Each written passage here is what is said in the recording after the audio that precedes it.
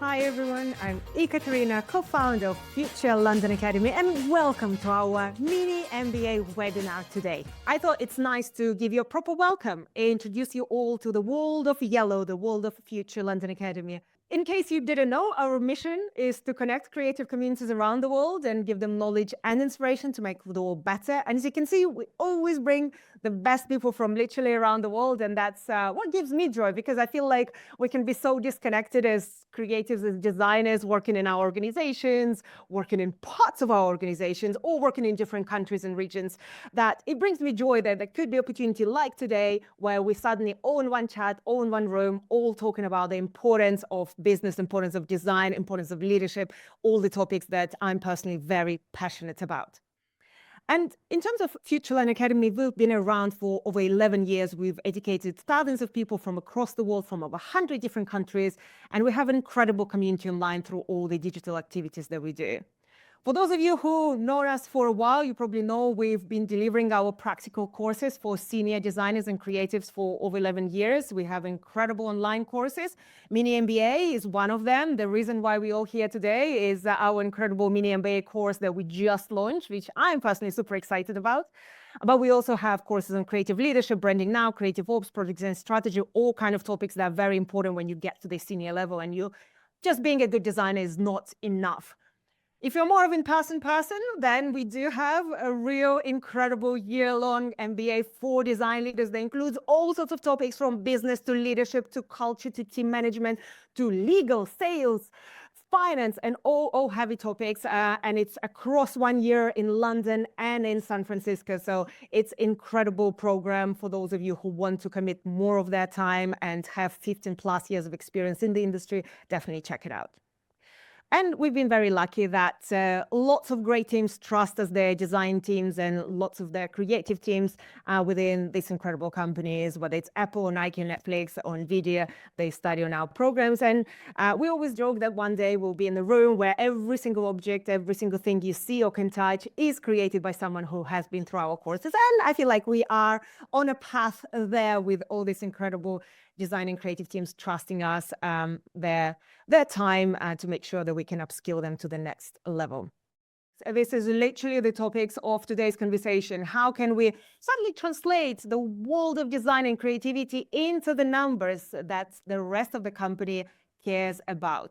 The challenges we've heard from the design industry throughout these years are kind of around these areas of my ideas never see the light of day. Somehow my incredible organization prioritizes some other ideas that are not what I think is very important right now, what could make our product so much better, they can improve the whole business, but somehow the rest of the business doesn't see it. Or design is not taken seriously. People see us, these fun, cool people who just color things and do presentations, but not as a function, a strategic function of the business. Or another challenge, I don't feel confident in business meetings because there are all these words flying around that mean something mysterious, and kind of I have an idea of what they are, but I don't know how can I contribute to those conversations in the way that other people will get excited about. Or I want to share the value of design or ROI in design with the rest of the organization. And again, a very, very similar topic to what has been shared today. How can we translate what we are doing as creatives, as designers, into some numbers? Or I want to take on a more strategic role. Somehow the organization is not trusting me yet with more responsibility, with bigger projects, with more interesting areas of the project. Again, going back to design is not taken seriously. How can we as designers, as creatives, do something, do a magic trick? So we get bigger projects, we get bigger areas of responsibilities and become more strategic. Again, if that's what you want. Not everyone wants that, but if that's something you do want, then you are in the right place. Now, there is one thing that can help you solve all of this, or at least start helping you solve all of this. And this thing is, any guesses? What do you think that could be? What is this magic trick? Number one thing that can help you become more strategic, translate the value of design to the rest of the C-level, get bigger projects. Obviously, the name of the webinar gave it away, but speaking the language of business is the one thing, one skill that very learnable, very easy to understand, maybe not very fun at the beginning, but as soon as you get a hang of it, trust me, it becomes your superpower. And this is what we are here for today. We will try to talk about business language and language of business, and again, how does it connect to what we do as designers. The words like CAC, LTV, MRR, unit economics, leading indicators, P&L, EBITDA margin, TAM, SAM, SOM, MQL, SQL. If any of these have been flying around and you felt like, I'm not sure how to deal with this. I don't know which ones I should learn. I don't know which one I should use at any situation. And if they're relevant to me, I'm a designer. I'm not doing any of this. So why should I even know all of them? So this is the language of business. And this is what we essentially, the reason why we created our Mini-MBA course in the first place. So then you can go into the meeting and say something like, the latest landing page we designed reduced CAC by 50%, resulting in 100,000 saved on marketing. And can I please have some of this 100,000 as part of my New Year bonus, maybe? This new feature expands our TAM to a potential 3 billion in extra revenue. And again, maybe if I work on this new feature, maybe I can have extra budget for my design team to work on it, because look, we can make money here. Or the latest landing page we designed improved conversion rate from prospect to MQL by 20%, resulting in 500,000 extra revenue. Again, extra revenue is something that any company is interested in. So anytime you can mention how you made money for someone, trust me, the C-level will be very, very happy. So again, all of this, not rocket science, luckily, it's very learnable. And we will talk about some of this today, because at the end of the day, business language is the glue that you need to connect the work that you do to the impact it has on overall company. So all of you work in a design, in a creative industry, so you work hard every single day solving very difficult challenges and problems. It takes a lot of your resource. You put a lot of sweat and tears into the work that you produce. Now, all of that somehow affects customer outcomes. It could be a change in the behavior. It could be more brand awareness. It could be other things that you generate through your work that somehow connects to customers. That then changes the business outcomes. Some business metrics shift, whether it is, could be saved cost, it could be operational metrics, some marketing metrics that we just discussed, maybe CAC, maybe conversion rate. There are some interesting metrics that change because you've done that design work, that change the customer's behavior, and now we can see it in data. We can log in our dashboards, Google Analytics of the world, and see changes in some sort of metrics, which then obviously result in profit. So either more profit made because you got new customers or you got them for cheaper, or essentially you saved cost on customer acquisition and now the company made more money. And the better understanding you have of how what you do connects to profit, the more power you'll have in organization or working with clients or wherever you are, because you will be able to show them straight away that the work you do is important, because at the end of the day, they make more money if they work with you. Simple. And this is why we created our MBA for designers. You can see that I'm very passionate about the topic, because that's something, as a designer in the past, as a founder myself, I constantly think about. There are skills that I've never learned throughout my creative and design career that I see now are the most important things. And it's very difficult to understand how to learn them. They sound very scary. There are so many things that sometimes it feels overwhelming. Where do you even start understanding the business language? So that's why we created a very short, very feasible, very digestible course. That's why we called it a Mini-MBA. It's nothing scary. It's literally the basics that you definitely need to know that will create the biggest impact for you in the organization. We talk about go-to-market strategy and all sorts of SAM, SOMs, and ICPs and how to use them. We'll talk about strategy execution and CAC and LTV. And again, how do you prioritize ideas based on essentially what kind of resources you have and how do you make the strategy a success? We'll talk about finance 101. It's literally the basics of finance. Don't get scared. It's very, very customer-friendly, user-friendly, designer-friendly. We'll talk about P&Ls and pricing models and how you as a designer can be part of pricing and what does it mean for you when you are designing something. Sales, again, another topic that's not usually liked or maybe doesn't make people excited at the beginning, but as soon as you get the skill and realize how you can sell any idea of yours to potential customers or internally to C-level executives, then it really becomes a big deal. And then obviously metrics and everything to do with business metrics and design metrics. What is this connecting tissue that essentially translates all the hard work that you do into the profit? What are these other metrics that you can look at? What can you track? And what metrics does the business care about? Because again, business has their own metrics that they look at every day. Those of you who are already on the course see our beautiful platform that you can easily navigate through and go through tons and tons of materials that we prepared for you.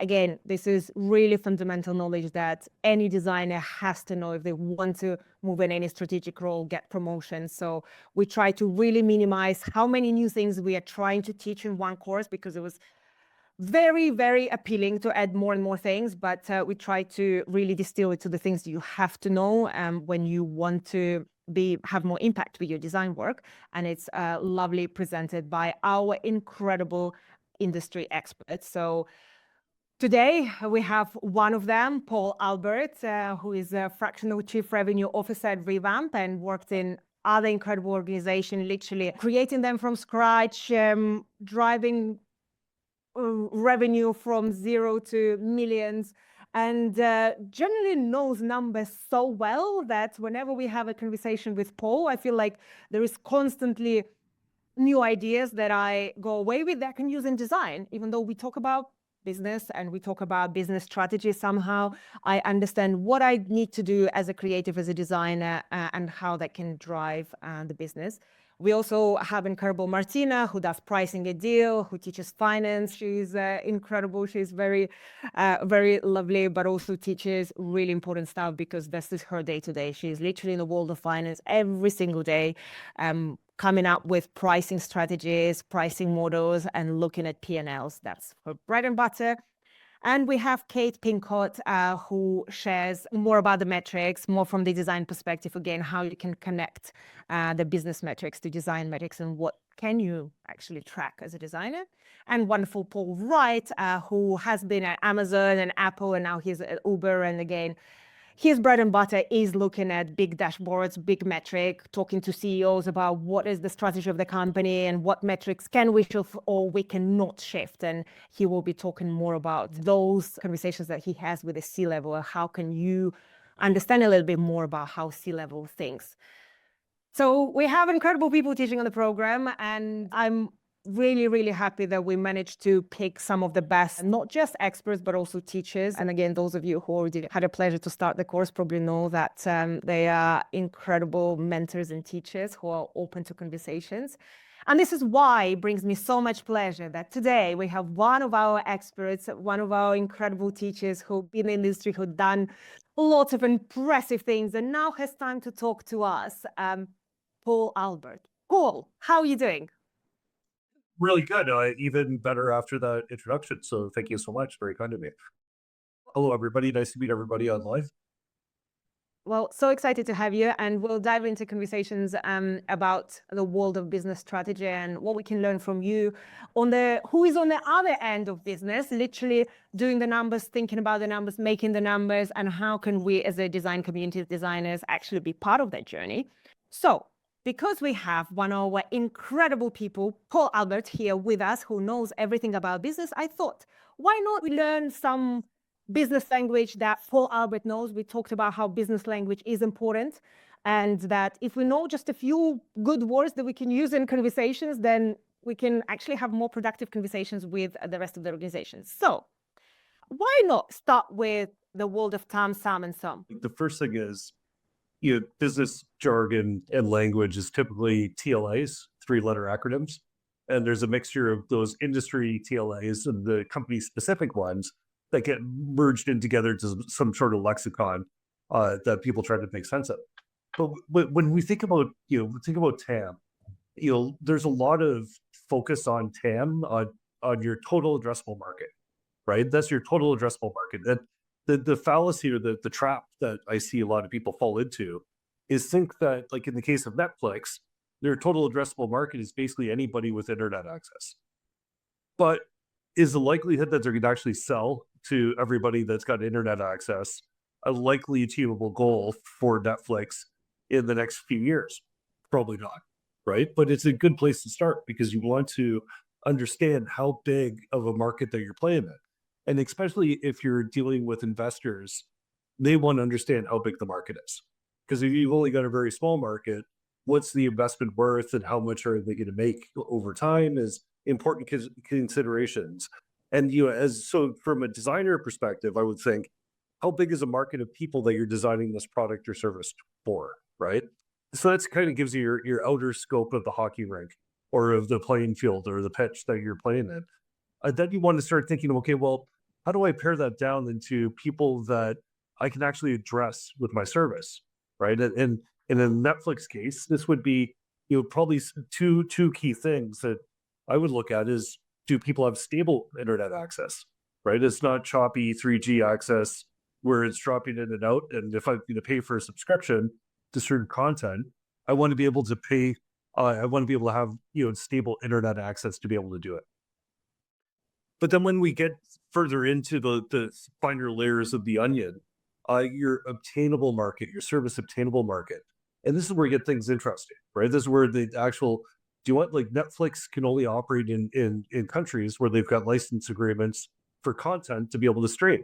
So that makes, there's some significant characteristics that are needed within that, but they also need to, be able to have people that can afford $15 on average per month to pay for Netflix, right? So this is then, your obtainable market is people, as it's written out, with stable internet access in markets where they're licensed to play, that people are willing to pay for streaming, and that they can afford $15 a month. But their highest value customers, their ideal customer profile. And so this is really honing into what's your most ideal customer profile within that universe of TAM. It's that in the case of Netflix, this is going to be those 18 to 49-year-olds, middle to high income.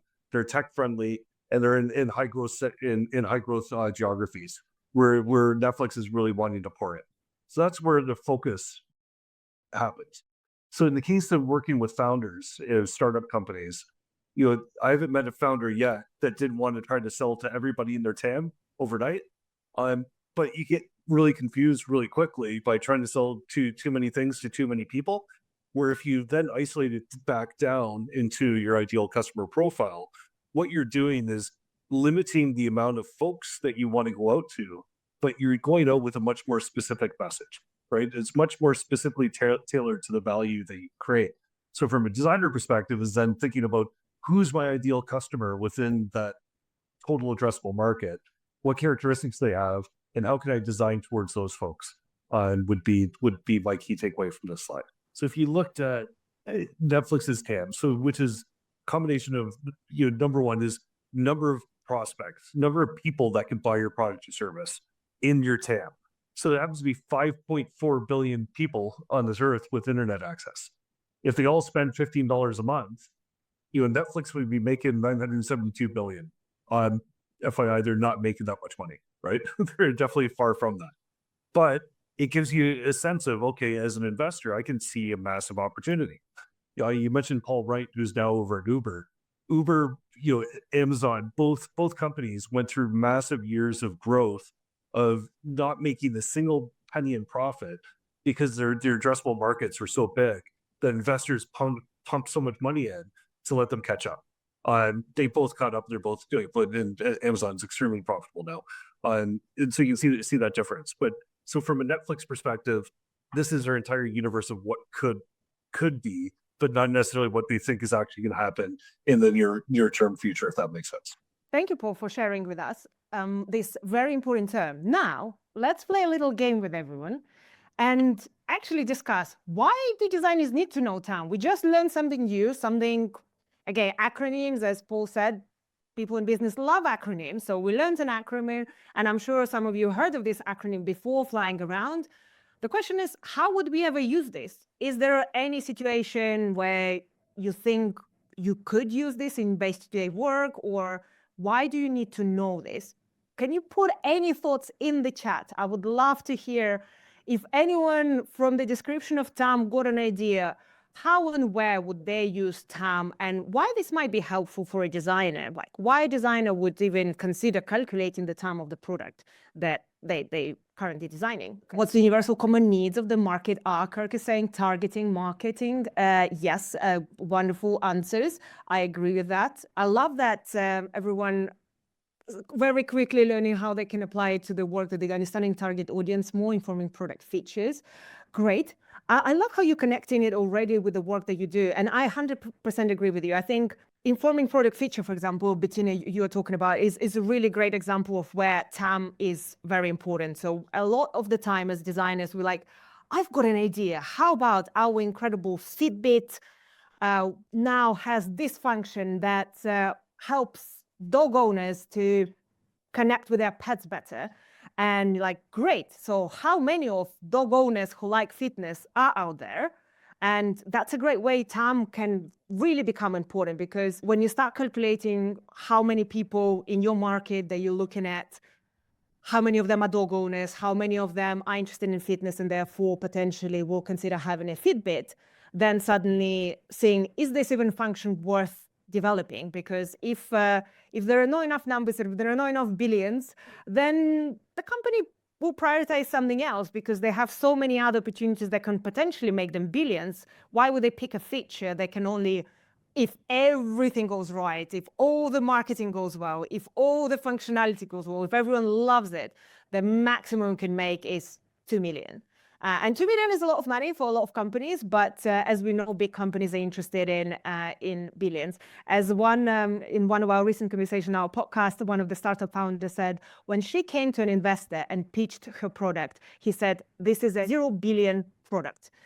Investors like products in billions. They don't like products that can make millions. They can only like products that can have billions. So therefore, a 0 billion product is not a fun product to work on. So now when you're thinking about a feature, you can think, how many billions can this feature hypothetically make? And I think total addressable market is really good for it. Let's see what other feature prioritization. Yes, determining whether there is a market, what designing for exactly, to consider potential audience, user, then the usual ones, ICP, to seek opportunities to scale and adding features exactly. This is a great example. And I love that Laura said to help in the creation of new products to understand the buyer persona. This is a great way, again, when we start talking about ICP. And I think this is where the world of design and world of business touch each other, but not necessarily are the same. I feel like from our design career, we talk a lot about user needs, about customer profile, about personas. We develop for certain personas. We kind of understand the pains they have. And very similar concept of ICP in business, where you need to understand what are these business personas that you're dealing with, how many of them, if exactly there is an opportunity for a new persona to be developed. Anything you would add, Paul, from everything people mentioned? Where could be a good opportunity to mention in a business? Maybe in any last conversation that you had with anyone, with founders, with CEOs. When did you mention TAM or ICP recently? And most recently, one of the companies I'm advising, and it was from a product development perspective, right? So our ICP is a very specific type of marketing programs, and then thinking about another one that's in our obtainable market, but we're not quite there, and then trying to really then assess, is it worth the investment? Because no matter what size of company you are, big companies, more resources, but longer to take, longer to make decisions, and longer to correct the ship, if that makes sense. Smaller companies, less resources, but you can move quicker. We're a smaller company. Do we invest time and money towards an outcome that we think we want to do, and just trying to give some data to be able to help make that decision, right? So it gets away from story time and into, well, here's based off the data that we see. Here's our ICP. Here's our attainable market. Here's where we can get to. What logically makes sense as an organization. Great. This is a great way to think about again, prioritization and new features. So next time any of you are designing anything or want to pitch anything to your CEO or product team or managers, definitely include the customer pain points and all the things as designers we are very good at including in the reason why this feature needs to exist.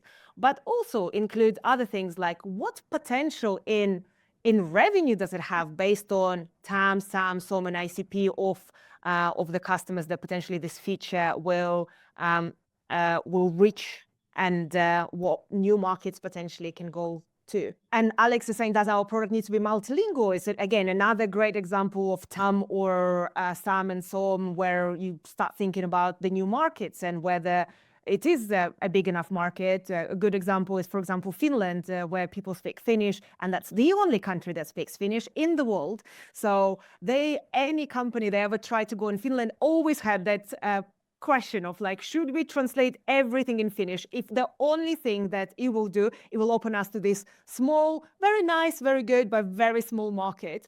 So there is always this question with languages and culture translation. Saying that, with AI, hey, I think everything becomes easier, and probably language stops being such a big issue, but a great comment. Let's talk about customer acquisition costs. And I think majority of people at least heard the terms customer acquisition cost, and CAC is short for it. Paul, can you tell us a bit more? What is CAC? CAC is the first part of what's called unit economics in a business, because you need to know how much money it takes for you to generate a customer, right? The first rule of a business is to generate customers, right? And so if you don't understand or measure how much it costs you to obtain a customer, how do you know you're obtaining the right customers? Are they profitable? Are they not profitable? Like, what's that all look like? That's the building blocks all start with CAC, because that is, again, your first rule is, as a business leader, owner, is to generate a customer. So it's probably pretty important to know how much it costs to acquire one. Does anyone in this chat know their CAC at the moment? Is anyone calculating CAC already as a designer, as a person who already does it? And if you don't, or if you do, why do designers in general need to know CAC? I mean, marketing people always talk about CAC. Marketing people love talking about CAC. Salespeople talk about CAC all the time. But why do designers need to know about CAC? Isn't it that's just like someone else's job to deal with this, and we just can create great things that people love, and we don't need to look at CAC? Paul can share us an example. So again, using Netflix as an example, the bases are, in this particular year, we looked at the overall sales and marketing costs for Netflix in that year were $2.23 billion. During that time period, they generated 36.6 million new customers.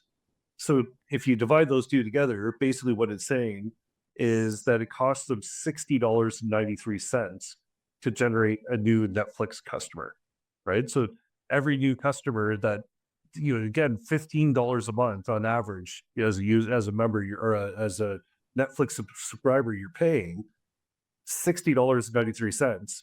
They're not making any money until they recoup that cost, right?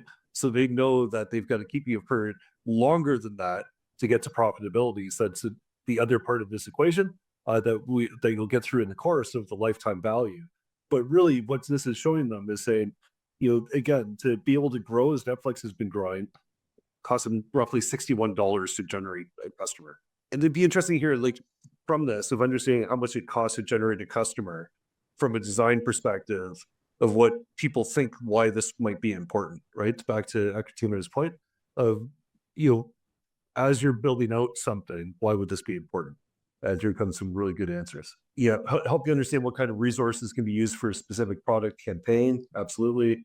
Optimize, improve business marketing strategy. What works, what doesn't. Absolutely. Never using that term, but basically help with optimization, efficiency of design resources. Absolutely. And then also looking at, from a design perspective, if you're designing new functionality, does this align with the persona or the people that you're selling to within your TAM or your ICP, right? Down to your ICP. Or does it help you, like, will that cost of acquisition go up or down based off that? And how will the impact be on revenue, right? So if you're building something that's going to require a lot more sales resource to be able to explain the value of it, your CACs can go up, right? If it takes a lot more marketing information to explain why somebody should do something, your CACs can go up.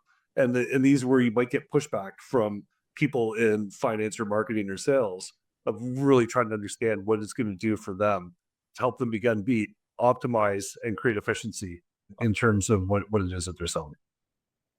These are great examples, Paul. And I could add from my experience that any campaign, any marketing, any creative, there are some people on this call who work in branding, in advertising. As a designers, we have incredible power to actually reduce customer acquisition costs, because basically a lot of things depend. There are things that depend on the channel, there are things that depend on technology and other things, but a lot of it depends on creative and visual. So literally, we've seen many times with our clients when we would literally just redesign the ads themselves. They still go to the same platforms, they still have the same message, just the design is different. Maybe it's more bright, maybe it's more readable, maybe it has something that again grabs people attention more than the campaign that was before. And suddenly you can see customer acquisition costs go down. Now, that is your direct impact on the business. You suddenly design something that reduces the amount of money business spends on acquiring new customers. Now you're the most valuable person in the company because you literally made more money to the business. You saved money for the marketing team, and potentially now this money can be put back into marketing and generate even more revenue, more profit. So with design, with everything that we create, there is so much potential of actually influencing customer acquisition cost. Any product, any landing page, anything that you design, again, do people want to convert on the page if they see something straight away and they love it because it has great user experience? And again, that's where the user metrics can come in, that it's fast, it's clear, it's actually people can understand how can they get to the checkout, to the subscription or whatever your acquisition is. And suddenly more people are doing it for cheaper price, your customer acquisition cost is going down. Marketing team is spending the same amount of money and you're generating many more new customers. How incredible would that be for a business? Trust me, your CEO, your marketing team, your business teams would love you for that. So always try to find out with customer acquisition cost what it is right now, what impacts it, how people are even, how is your business acquiring customers, where are they coming from, and see where are you part of this journey. Maybe there are situations where you can really create an impact with reducing their customer acquisition cost, because that literally wins so many battles. Christina is asking, how do you calculate CAC as a designer? It's always related to how much you save on marketing campaigns. It's a bit because I work on a company that we have different clients. It's not an agency per se, but let's say that we have 3-4 clients that we've been working with them for years, like 10 years, developing the app and growing the apps for them. But most of them are governments, so they don't have clear goals, or at least they don't care about revenue that much, because it's a service at the end that they need to provide. And it's really hard for me to apply all these business knowledge that you're sharing, because there's no room for that. And sometimes they don't even share the metrics with us. So yeah, I don't know if that helps. Tricky, right? Like, so if I understood correctly, you're working at a company that services, 3 or 4 government agencies of whatever that might be, and developing something for them, some apps, and it's really so I guess like from a CAC perspective, in that instance, if they've been customers of yours for that long and you're not growing, you're not trying to sell to new government agencies. Like if you're trying to sell to a new government agency, or if you created new things that you wanted to funnel through them, then calculating CAC would be a good thing to do, because you're trying to generate a customer, right? Trying to generate a new customer. But if you've got existing contracts you're just servicing, right? I think that CAC might not be as relevant in that unique situation. But I think for most folks, because for me, I tried like how to make it as simplistic as possible, and you explain like in 5. It's if you need to generate a customer, then understanding what your cost of acquisition should be part of that equation. If you're not generating new customers, then it's really about servicing the existing customers you have and making sure you keep the lights on, if that makes sense. Yeah, totally. Thank you. I would also add to this, actually, because I'm an optimist. I always see opportunity in every situation in a business.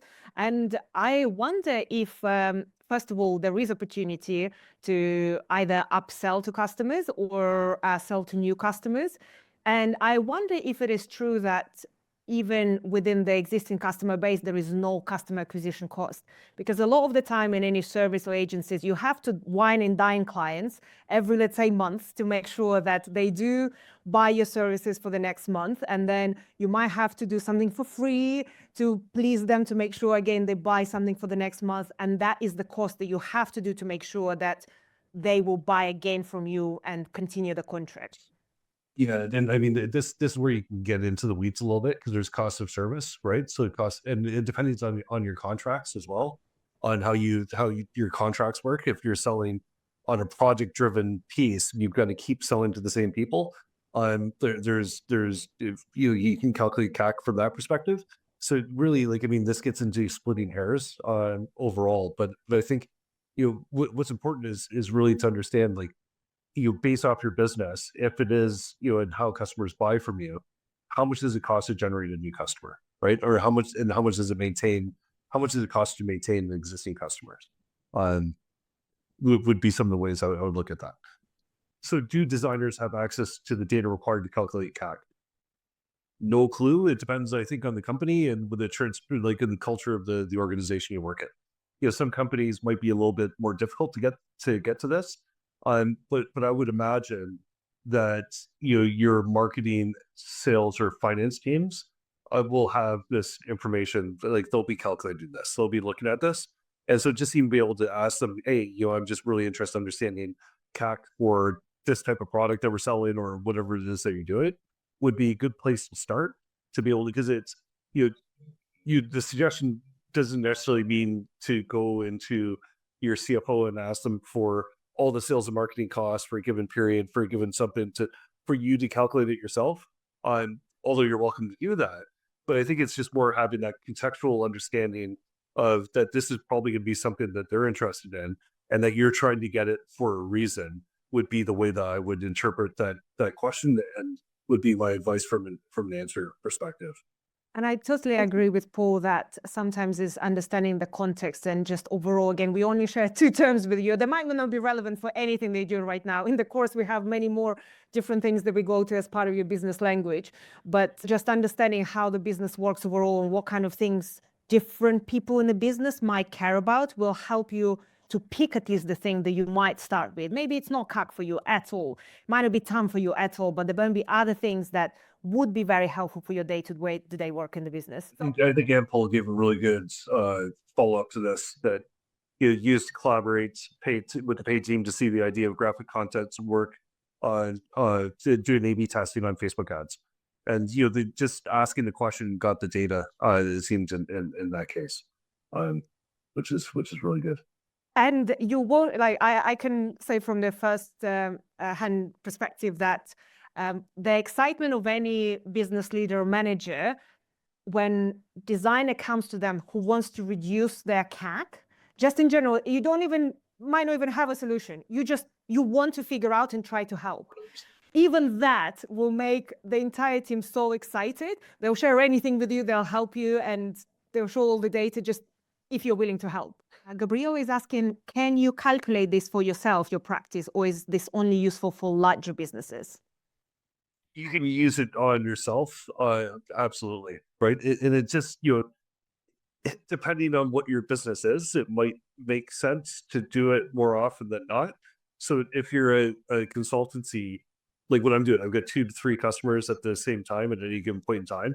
Calculating my cost of acquisition, like, I do it because it's good to know, and it gives me a sense of, do I think I could invest a bit more? But I don't really need to, because I'm not trying to build a business that is selling to thousands of customers currently at the time. If you're really selling to a number of people and you want to be able to have a higher number of customers, then I would think like more than 10 customers a year as my kind of would probably make sense to start calculating this. If you're only selling to 10 customers, you've got a small consultancy for yourself, your sales and marketing costs aren't going to be that big. So it should take you only a few minutes to be able to understand what yours is, if that makes sense. So I think it's more useful the bigger the opportunity sizes, number of customers, but useful for anybody to do, would be the short answer.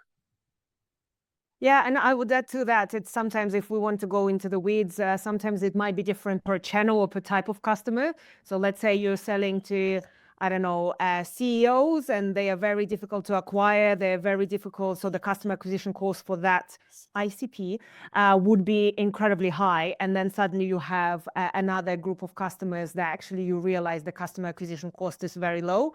So if you are thinking of growth, then you'll be like, actually comparing the two, it seems like I should focus on the ones that have lower customer acquisition cost and then grow more that way.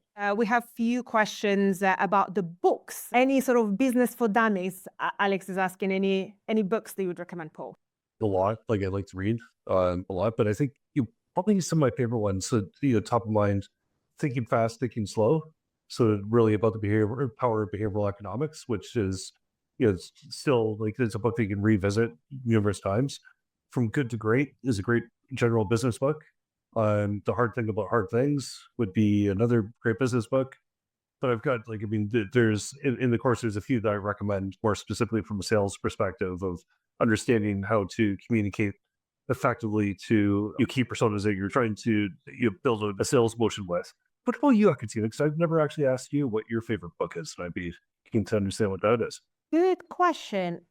Business-wise, I feel like that's another problem with the word business. It goes into so many different directions when someone asks like what, and that's what made creating this course so exciting, because it was difficult to select the subjects that you need to understand for business. So let's say sales. I think, Paul, you mentioned a few good books for sales. And again, that's a great area to learn about business.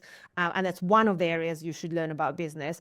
Then there is finance. I actually haven't come across any book on finance, to be very honest. They are incredibly boring. I don't know, maybe it exists in some sort of world.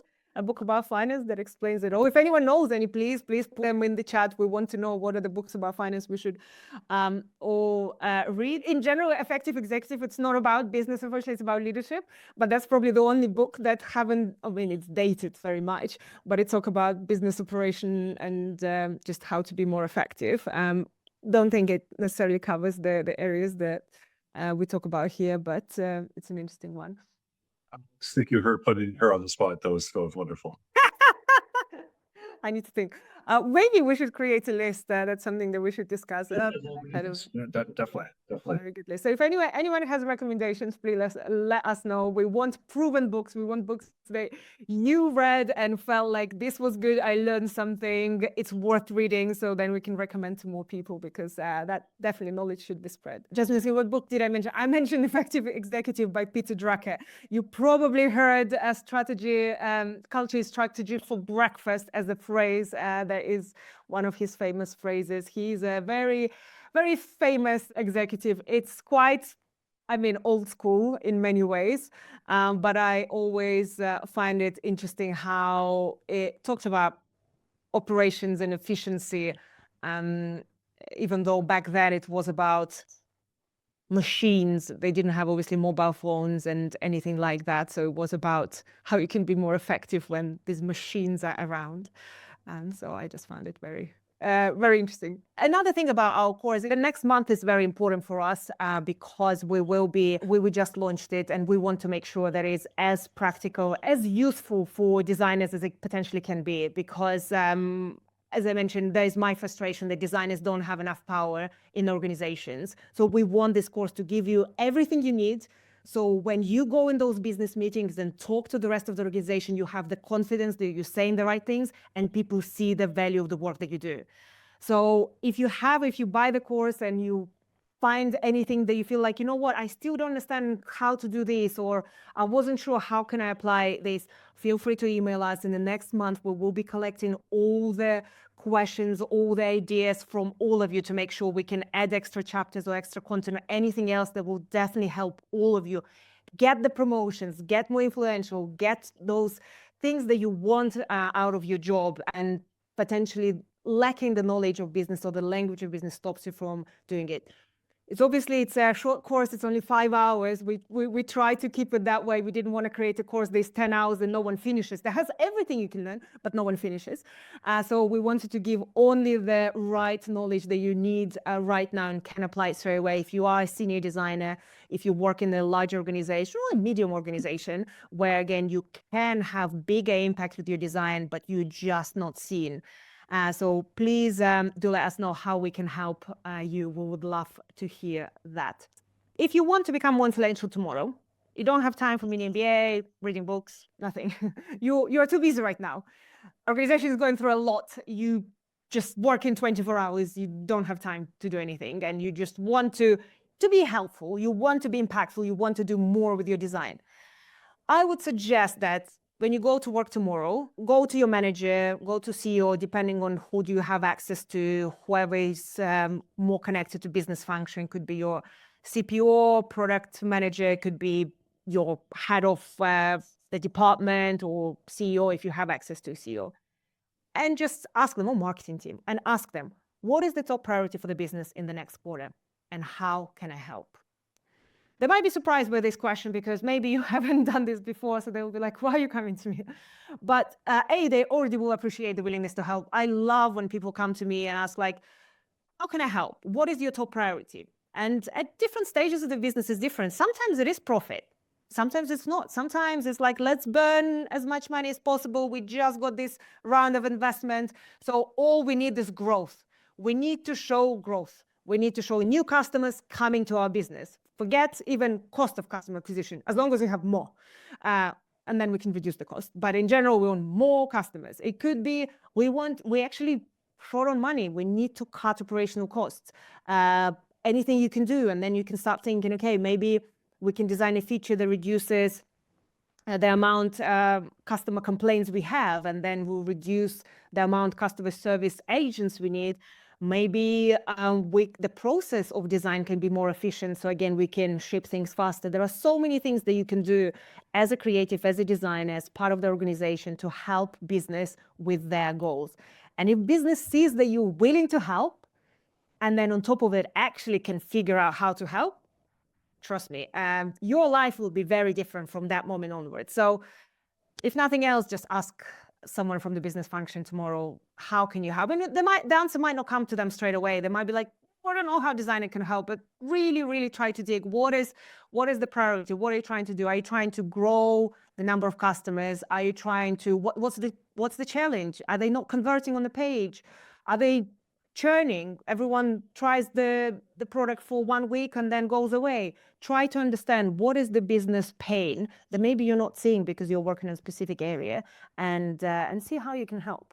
I would just reemphasize it's really solid. Like after partnering with you and Future London Academy in the last 4.5 years, the impact that I think that I've seen the most enthused about the work that you've done is that context, right? It's context and empathy.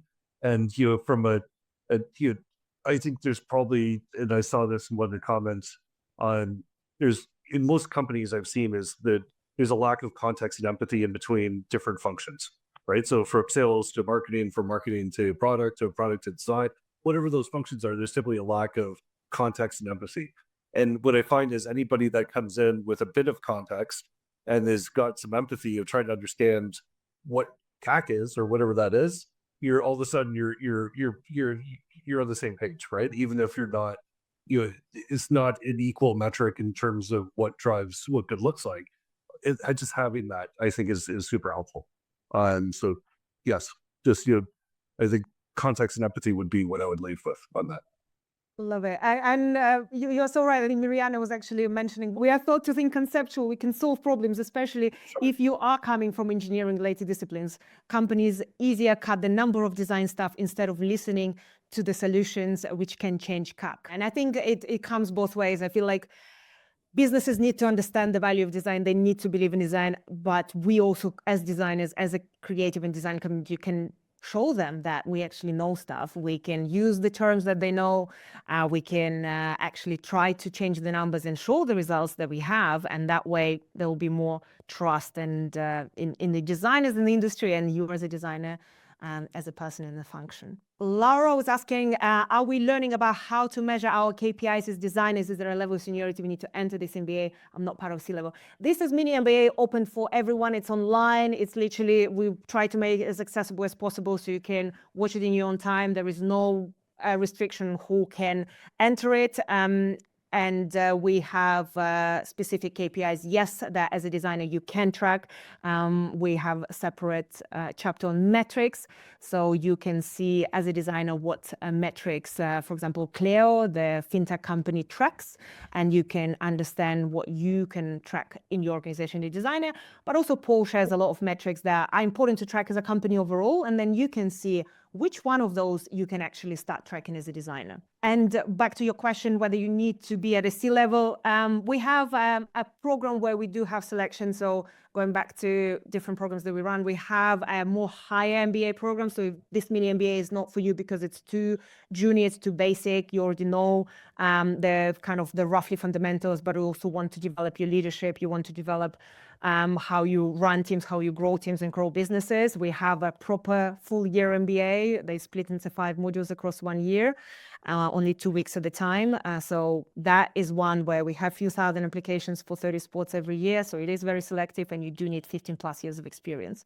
Now, Mini MBA is a different story. It's literally open for everyone. And as I mentioned, we want to make sure more designers actually can learn these things that will help them. Because at the end of the day, the more designers can talk the same language to the rest of the business, everyone wins. Business wins because they can utilize your incredible power of insight, empathy, creativity, problem solving.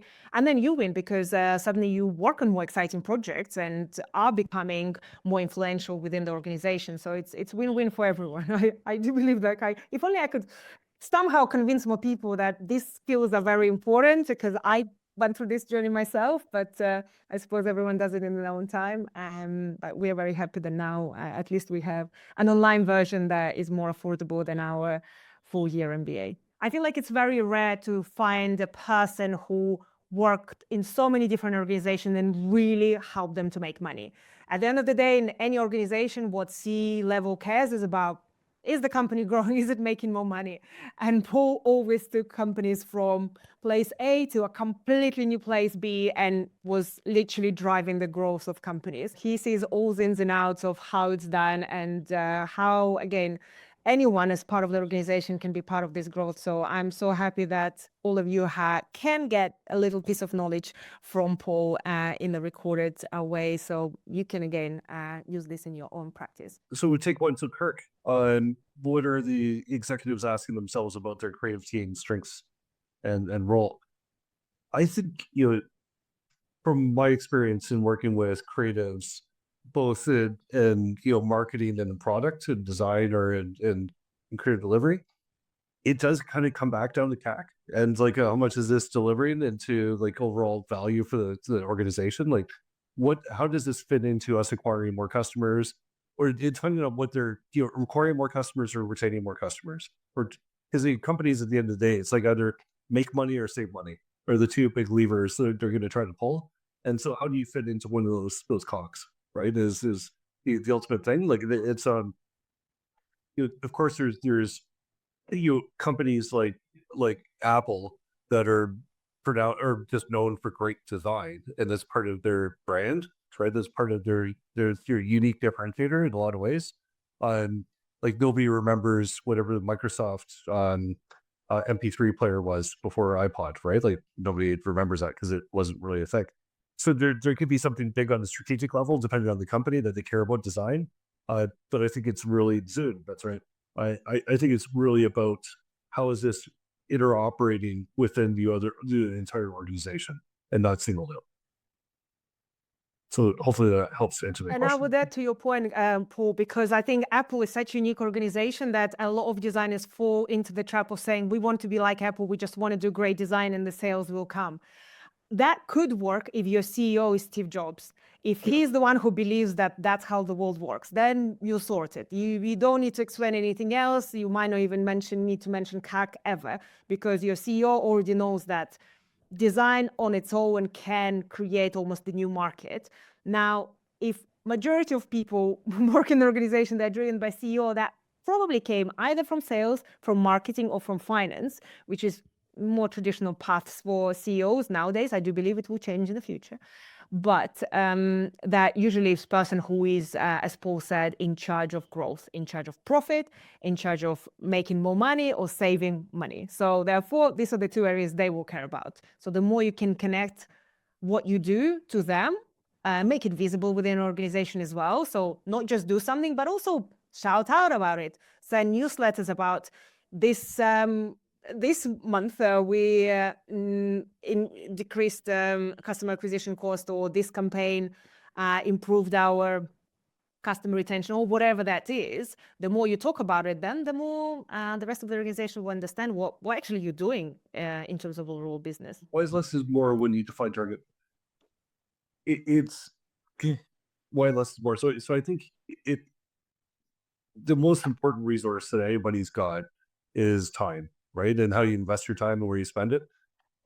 If you've got a really wide addressable market, you can spend all the money in the world trying to go after everybody and chasing people by Tuesday, right? Like, so, I mean, you just got so many so where do you start off with, right? Like, how do you start to build something that is, going to give you some traction and make you some income to be able to allow you to grow? And depending on your resources, you might have, like, Uber raised a boatload of money and you're just gonna go throw it and then do advertisement all over the place, and you're a little bit less worried about CAC at that point because you're growing at all costs, to Ekaterina's point. But the world's mostly not like that. The world's mostly like, you've got a limited resource, limited budget, you've got to try to make the most bang for it. So starting off with less is more of like, or the other way to look at it is like Capital One's old saying was, go fast to go slow, right? And then it's just starting off a little bit slower, making sure you've got the mechanics right, you've got the customer onboarding right, you've got the customer retention right, you've got all these things right before you really throw on the gas onto the fire. Because if you go too fast, too quick, chances are you're going to break things, right? You're gonna, it's just by definition, that's what happens. So I think that less is more is actually, starting off small and land and expand gives you a better understanding, and allows you to then grow in a measured fashion, and not just like an octopus that's a drunk octopus that's completely out of control, which a lot of companies have been when they've gotten that growth at all costs. 100% agree with you, Paul. I think especially in the startup world, the one thing that kills most of the companies, well, also in any world, is lack of focus. So as soon as a company tries to cater to every single person, every single market, then suddenly it's for no one, and it's very difficult to build a loyal customers and an audience if it's for everyone. So yeah, as Paul said, the more narrow you go, the better success you'll have and allocation of resources. So we have some questions about our courses.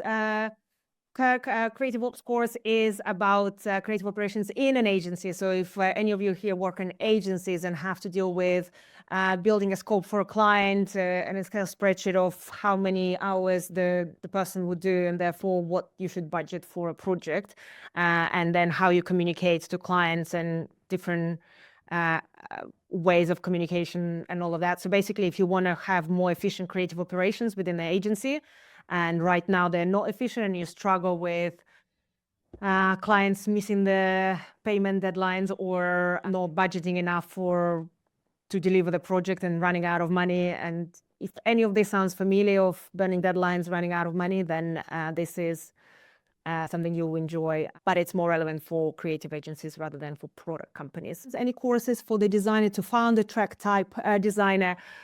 Well, I have to say our full MBA program turned many designers into founders. It wasn't the intention, but I feel like when you learn the full holistic world of business, how to grow a company, because there we not just cover the business, the finance, the legal, the sales and marketing, but also we cover investments. So part of the module is in Silicon Valley, where we actually meet investors and investors, VCs, and learn from them, as well as startups, how they raise money. And we also learn about team growth, hiring, firing, hiring strategy, all sorts of things that you need to know when you actually become a founder, or if you become a C-level in a large organization, as well as all other important subjects like resilience, leadership, high performance team. So it's much more holistic, and definitely if you're planning to start a company and not learn from your own mistakes, I would recommend doing that. Or you can try doing by learning, or learning by doing is also a great way. But if you want to learn from others and make this process transition much smoother, I would definitely recommend checking out our fully MBA program. I feel like the constant battle between designers and the rest of the organization, I I found the same with engineers. I don't know if any of you are engineers in the past or work with engineers. I'm both. I actually studied programming C and C++, so I can understand majority of things, even though probably would not be able to code anything anymore. But when engineers come to you and speak in engineering language, it can be off-putting, and you want to say, why can you not explain things in a way I would understand? Things that you are saying don't make any sense. And trust me, they are saying things that do make sense to them. And as soon as there are two options, either you train your entire engineering team on how to communicate with the rest of the organization, so everyone understands when they're describing a challenge in the code or anything else, how the rest of the organization understands it, or you as a person who can understand at least the basics of coding and programming to get an idea where they're coming from and how their brain works, and then you have more productive conversations that they also enjoy. Works both ways. So the same with design. We can either try to educate the entire company on the value of design, which I think is needed, and we're also doing a lot of things in that direction to make sure that C-level actually understands the value of design. But also, while this is happening, while we're still working through the rest of the organization understanding the value of design, we as designers can learn the language of business, and therefore just explain things that we do in the language of business so people understand it better. So it works both ways, and we should do both, but sometimes one is just slightly faster than another one. So I would recommend starting from learning the language as well. Lovely comments from everyone. I think probably this will be the end of our session for today. It was interesting to hear what kind of challenges everyone is facing, and I do believe there are so many challenges that are in common that, again, it sometimes feels very isolated when you work on your own as a designer and try to fix them all yourself. But as you've seen, they're very common. Everyone has similar challenges, whichever organization, no matter how big or small it is, or what kind of role you play as a designer. So they're solvable. And one of the solutions is learning the business language. So if you have any more questions, insight, thoughts about it, please let us know. But thank you so much, Paul, for your wisdom and your knowledge and advice and just great company. It has been such a pleasure having you. But thank you very much, and thank you everybody for your engagement. And I wish everyone absolutely the best of luck and hopefully a great close to the year. Thanks everyone for joining and staying until the end. Thanks everyone. Until next time. Cheers. Bye-bye.